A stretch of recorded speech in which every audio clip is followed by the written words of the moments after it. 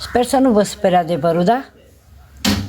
Am și eu dreptul să-mi dau cu părerea, cum și voi v-ați dat cu părerea despre mine, despre copilul meu. Dar ce pe mine oare mă doare gingia să mă dau aici la copiii voștri? Sau chiar și la voi, doamnelor? A? Lasă că vă spun și eu acum ce mă doare, că am și eu tot dreptul.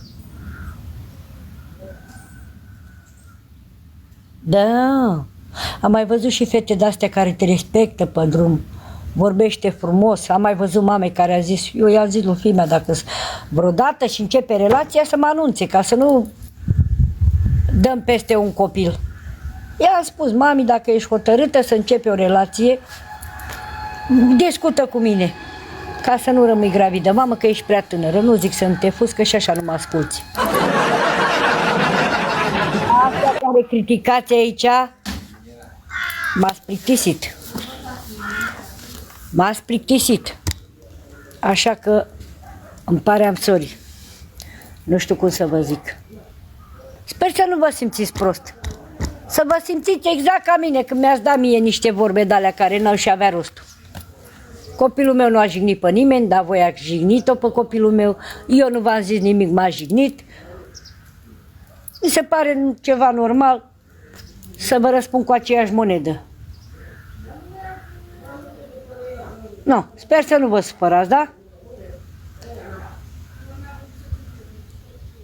Am și eu tot dreptul să-mi dau cu părerea, cum și voi v-ați dat cu părerea de fimea. Și eu am dreptul. Dacă vă supărați, dați-mi bloc. Păi, știi vorba aia, cui pe cui să scoate. Vă pup, fetilii. Asta ce am explicat eu și ce am zis e fix pentru persoanele care mă critică și mă înjosește atât pe mine cât și pe copilul meu. Și am și eu dreptul să-mi dau cu părerea, cum și voi vă dați cu părerea despre mine sau despre copilul meu.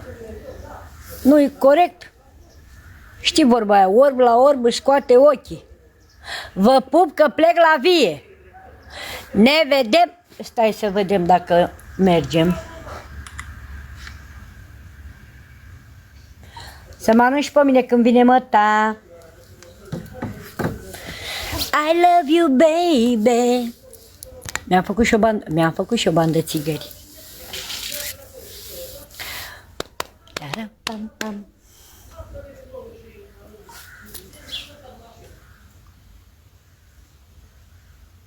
Să spui când începem să vin la tine, fă. Cam aia e. Mă duc și eu, fetilor, vă las. Mă duc și eu să